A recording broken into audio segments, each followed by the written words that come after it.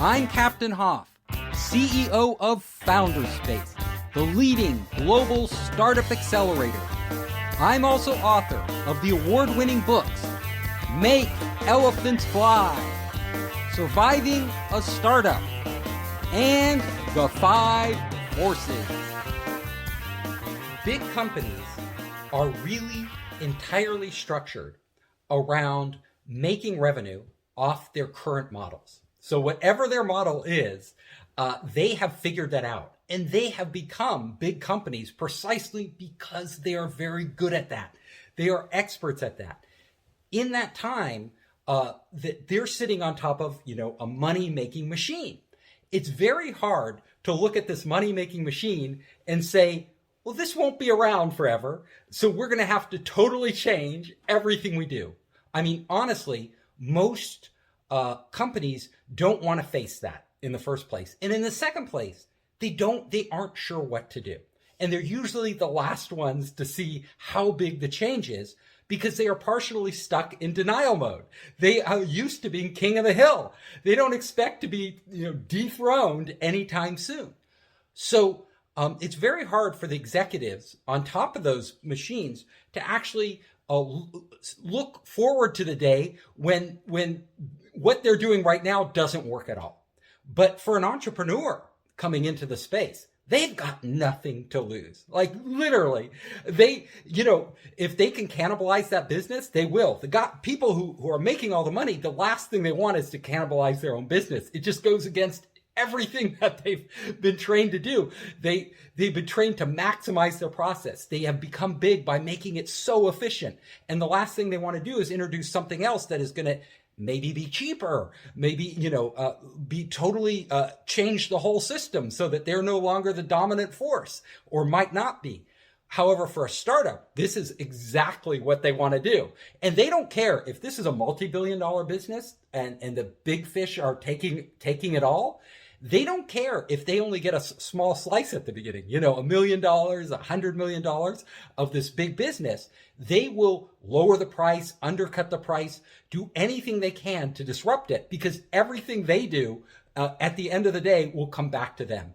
And we know whenever you're pioneering a new platform, a new way of doing business, if you become the dominant market force, all of a sudden everybody else becomes irrelevant. Then you can raise prices.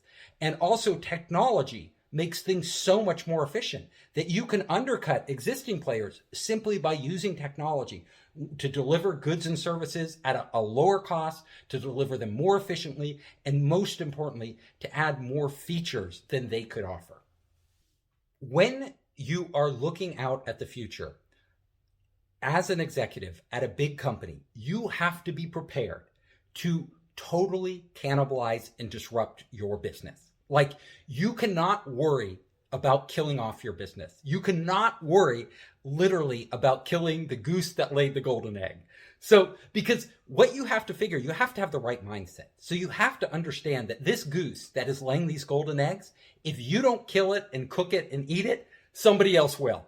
Like, somebody else is going to do it. So that goose's days are numbered, right? It's going to be served up on somebody's plate. It might as well be your plate. So the problem is that a lot of the people in your organization, they might not have this mindset, even if perhaps you do in the organization or as a consultant to it, you have this. They often don't. So one way to do it is what IBM did. So IBM has transformed itself a number of times. They were a big mainframe company, and then the PCs started to come out. And most of the mainframe companies like Digital Equipment Corp and all these other ones, they no longer exist because they didn't make that transition. But IBM literally set up a separate group, gave them complete autonomy, gave them the ability to just go after the PC market, and compete with their main business. And what they saw was that their main business was, dying, but their PC business was growing like crazy.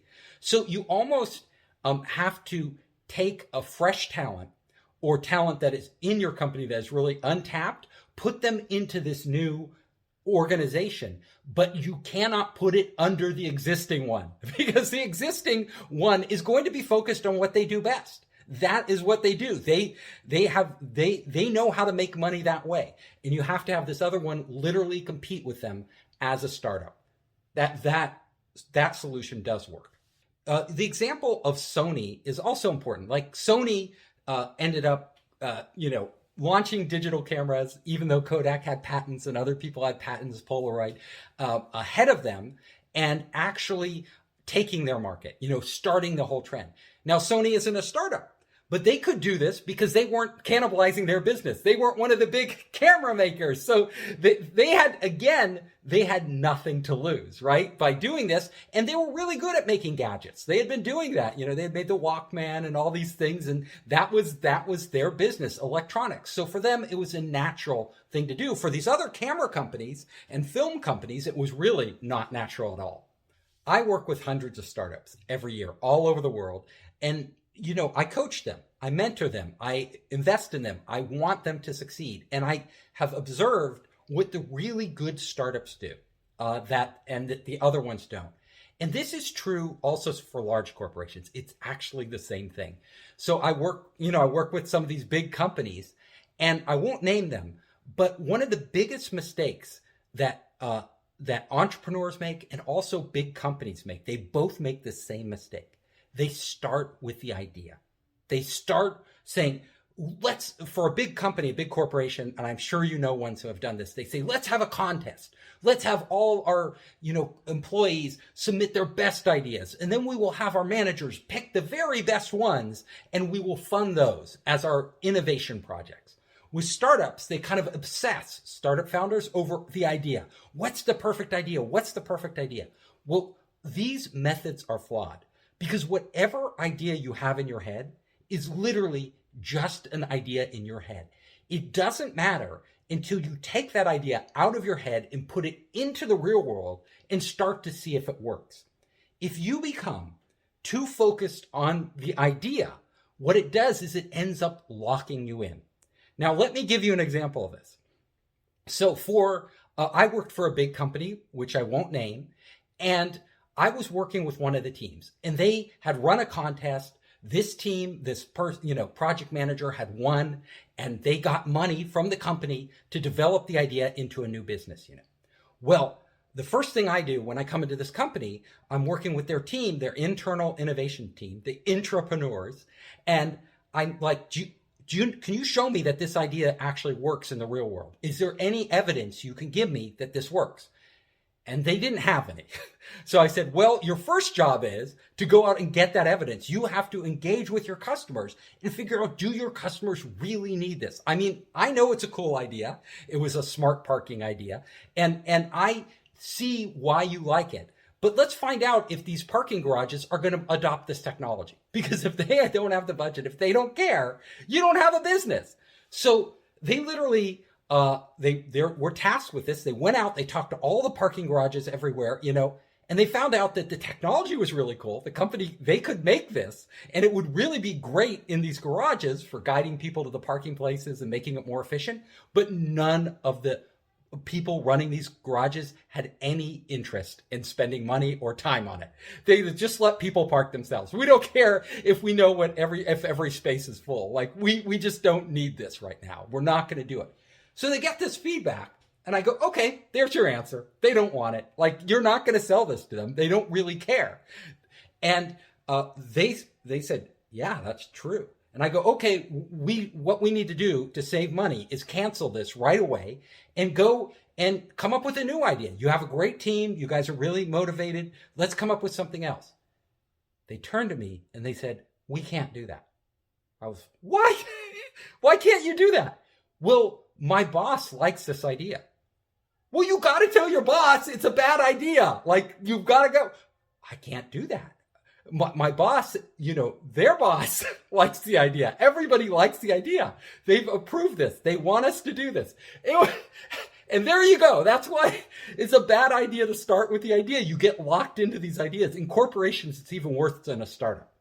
So in a startup, a lot of times a startup founder will fall in love with their idea. And when you fall in love, I always like to say love is blind. Like, you could fall in love with somebody and you could think like you're infatuated. They're the best person in the world for you. And all your friends and your family could tell you, this isn't a good match, but you won't listen. Well, the same thing is true when you love your product idea. Like you could just like put on the blinders. You don't want to hear it. You're just going to go and do it because you think it's great.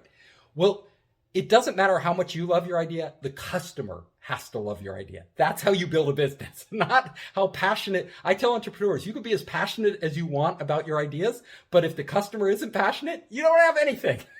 Yeah. So when I consult for these big companies and startup founders alone, I'm always telling them, look, go early, don't love your idea. What I want you to do actually at the beginning is don't pick any idea. Pick an area that you're interested in innovating on. So this area could be, I want to take blockchain and I want to apply it to making the fishing industry more productive and tracking everything. So you could say that's an area, but you don't have to come up with a specific idea. You can say, I'm going to try a lot of different things in the fishing industry with these different technologies, and I'm going to see what really resonates, what really works with them. That is a much better approach because from the outset, whether you're a big corporation, whether you're a startup, you're already open to new ideas. And you understand that every idea isn't even worth your love unless it proves itself, like unless the customer falls in love with it. So you're going to go out, and what startup founders need to do and what innovators and big corporations need to do is they need to run lots of experiments. So when I work with big corporations, I tell them, don't run a contest. Don't pick the idea. Don't pick the person with the best idea. Like the people with the best ideas, sometimes it's random that they come up with a great idea. Sometimes the idea that you think is the best isn't the best because your managers are being the judges, your executives are choosing, and they already have their own biases in place. No. What you need to do is forget all about the ideas, pick different areas of your business that you want to innovate on, different technologies that you want to experiment with, and then spend all your time selecting the right people. Because at the end of the day, the idea doesn't matter. It's the people. You need these real innovators, these real people who can execute on these ideas, run these experiments, gather data, figure it all out, and then come up with something solid that you can bring to market. And if you do it that way, instead of idea first, people first, you are in a very good position to actually innovate, whether you're a startup, whether you're a giant, global multinational corporation. First of all, when you have an innovation teams need to be able to try lots of different things, and you, as their manager, need to understand that they're going to fail at most of these. That's just the process of innovation. I mean, if you knew the answer in advance, you wouldn't have to have an innovation team. You would just build it and be successful. So by definition, innovating is when you don't know what the answer is, and you have to go out there and try to figure it out. Now, how do you motivate teams to really excel at this?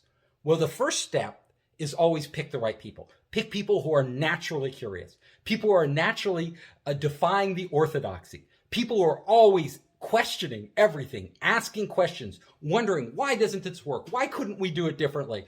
And very importantly, when it comes to technologists, pick people who love to play with technology. They love it. So they're out there always trying new things. They're rewiring their home with the latest networks. They're downloading SDKs from the internet just to try them out, with open source. They're doing all the stuff that isn't in their job description. You need to get people like this, natural innovators, and put them together. So if you bring these people together, magic will happen. And the types of teams that I really like are teams where you have one person, one or more people who are technologists, like just so enamored with technology that they're always trying new things. Another person on the team, at least one, has to be a designer, because in today's world, design innovation is huge. The consumer experience, even B2B products, the experience matters. People will always gravitate towards the product that gives them the best experience, not necessarily all the features or even the best features.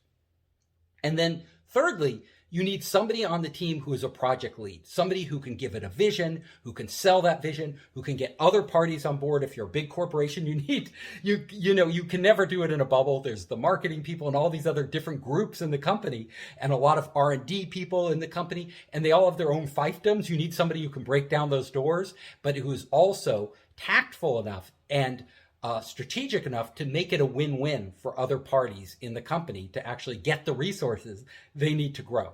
So you need to bring these people together.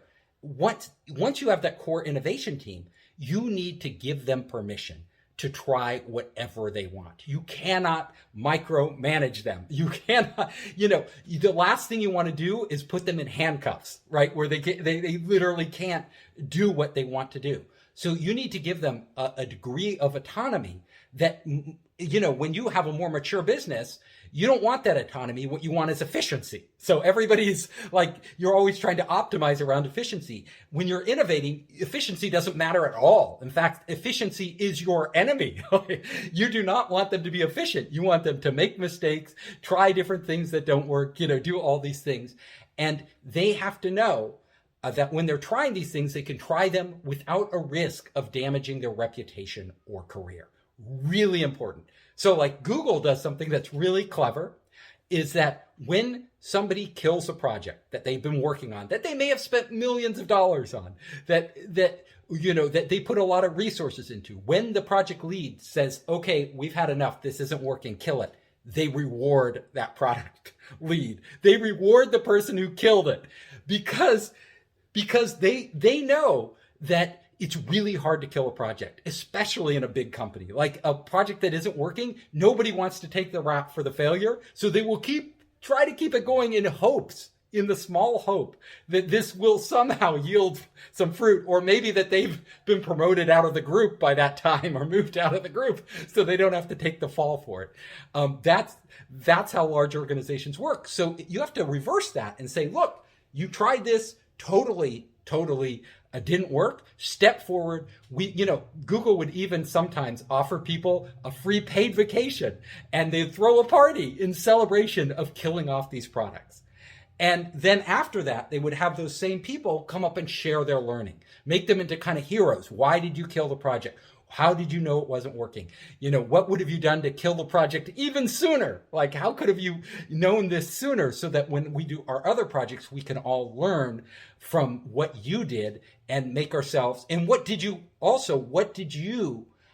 the project team, learn that was actually beneficial, that we could take away in the future, things that that may turn into other projects within our company. So those elements are really important when leading and forming innovation teams. When you are innovating, there is a process in place. And this is something I write about in my book, Make Elephants Fly. So there's an innovation loop. And, the metrics for quantifying and measuring the success of like a traditional business are not the same for an innovation team. So a traditional business, you're looking at P&L, you're looking at, how much money they can make, how fast they're growing. For an innovation team, what you're measuring actually are how fast they can navigate through the innovation loop. And the innovation loop is pretty simple. The innovation loop starts with, I have an idea. I want to find out if this idea works. I develop and design an experiment. I put that experiment into the real world as closely as I can with real customers. I gather data, I analyze that data, and then I make a decision. Do I run another experiment? What did I learn from this experiment? Does it kill my idea? Or do I need to shift focus and actually pivot a little to make this work? What do I learn? And then you run the innovation loop again. And then you do that innovation loop over and over and over. So when you're measuring an innovation team, it's all about how fast they can get through this loop and what's the quality of data that they are gathering. How good are the experiments that they design, and how smart are the decisions, the strategic decisions they are making based on this data. Those are the metrics by which you judge the progress and performance of these innovation teams. It is science. At the end of the day, this is what scientists do. Most scientists, they have a hypothesis, and their job isn't necessarily to prove that that hypothesis is true. They want to find out what's real, right? Is it true or is it false? They want to learn how the real world works. When you are an innovator, it's the exact same thing. And, scientists who are trying to discover DNA or, are trying to figure out, nuclear physics or something like that, they're running lots of experiments. And the faster and smarter they can run those experiments, the more they learn and the closer they get to the ultimate answer. The most important thing you can do to be more innovative is expose yourself to more ideas, more information, and actually gather as much knowledge of the world as you can, and not just within your discipline. Because actually, much of the innovation that goes on is interdisciplinary. It's the intersection of biology and computer science and sociology and psychology. This intersection is really important. So bringing other people into your organization who are from those backgrounds, learning from them, watching them, and most importantly, asking questions, always asking questions. That is what innovation is. And Einstein said it very succinctly. He said all of his experiments that he ran, thought experiments, he said that was combinatorial play. What he meant is taking different ideas from different places, putting them together in different combinations, and then seeing what happens, what comes out of this. The best thing I ever did to develop new ideas is to put myself in new situations, often very uncomfortable situations. So a lot of us feel comfortable in what we do every day, our routines. We meet the same people, we do the same work, we read the same type of books. But I actually challenge myself, and I still continue to do this constantly. Look, Steve, go out there and just put yourself in a position that you've never been in. So, for example, I want to innovate on startup incubators. And I am running a startup incubator. What can I do? Well, at the end of every incubation program we run, every single one we run, first of all, we get feedback from people, from the people in our programs, from the mentors who work with our programs, from advisors that I have. And then, I will go out into the real world and look at how other organizations that want to create ideas work so that I can observe them. What are other incubators doing? What are nonprofits doing? What are people doing in universities to actually stimulate this creativity and new ideas? And then I never want any incubator program we run to be exactly the same. I want every single one to be somewhat different. So we are always tweaking it. We are always changing. Even if we think we've got it down, we are trying new things. And that commitment to trying new things based on us going out into the real world and exposing ourselves to new ideas is really at the heart of how I like to innovate. My favorite resource that I use every single day is audiobooks. So I am a huge audiobook fan because I am dyslexic. So reading print for me has always been a challenge, and I'm a very slow reader. But on audiobooks, literally, I've trained my brain so I can go at double speed. So I can consume a huge amount of content in a very short amount of time. So I'm always out there going onto Audible, onto the library system, downloading books, and I will literally go through at least one, if not more, audiobooks every week.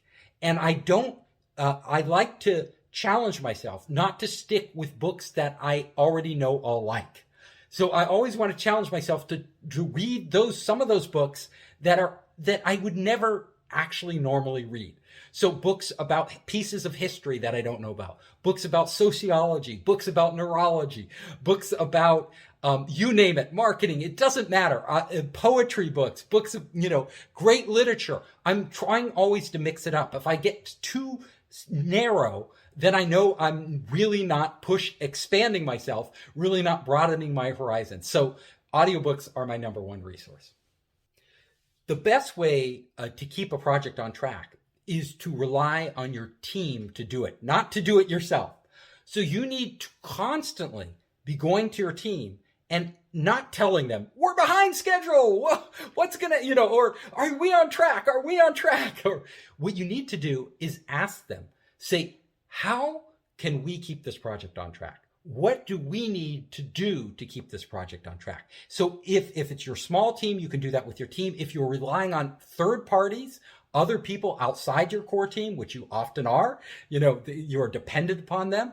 So you need to go to them, not once, not twice, but literally every week and ask them questions. Are there any things we can do to speed this up? Are there any roadblocks that you see ahead? Of course you can use, the project planning and project management software. Great. But there's nothing like meeting people and talking to them face to face and actually getting them to their commitment, first of all, and second, their buy-in. And as soon as somebody tells you ask them a question like, how do we make this faster? They have to think about that. Or how can we make sure we hit that deadline? They have to think about that. And then when they answer you and tell you, they are in essence committing to doing that and making it happen.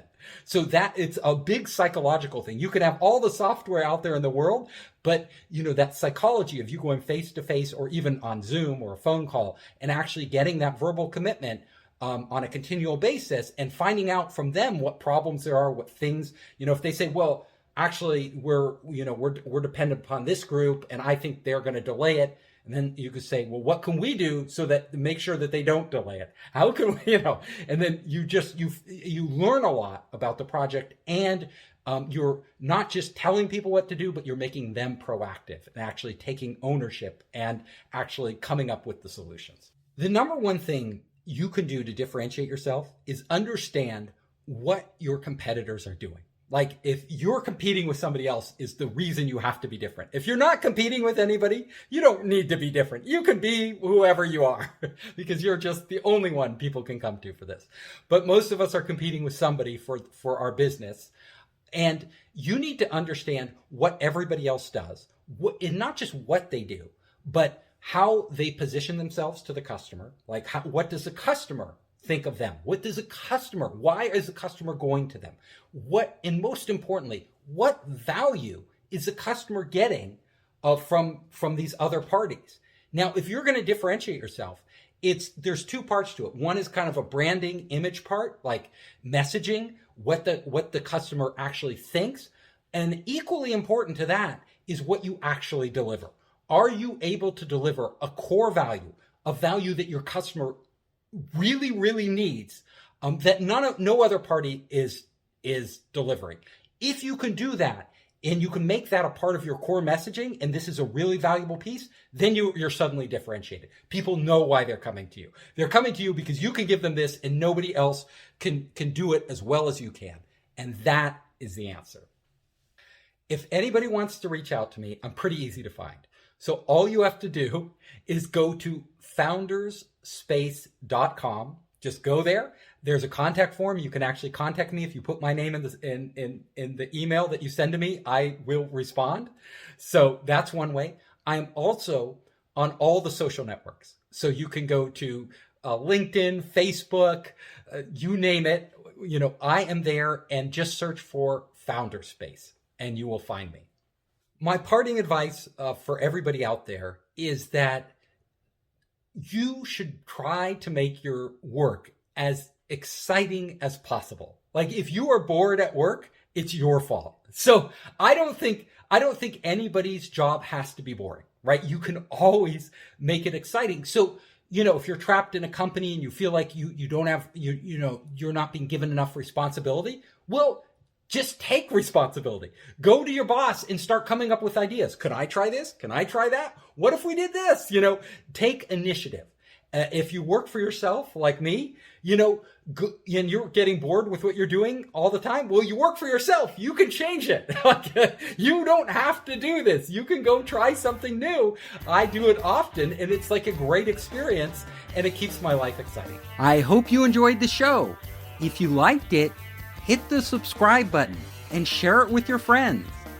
You can help us create more great content by subscribing and sharing.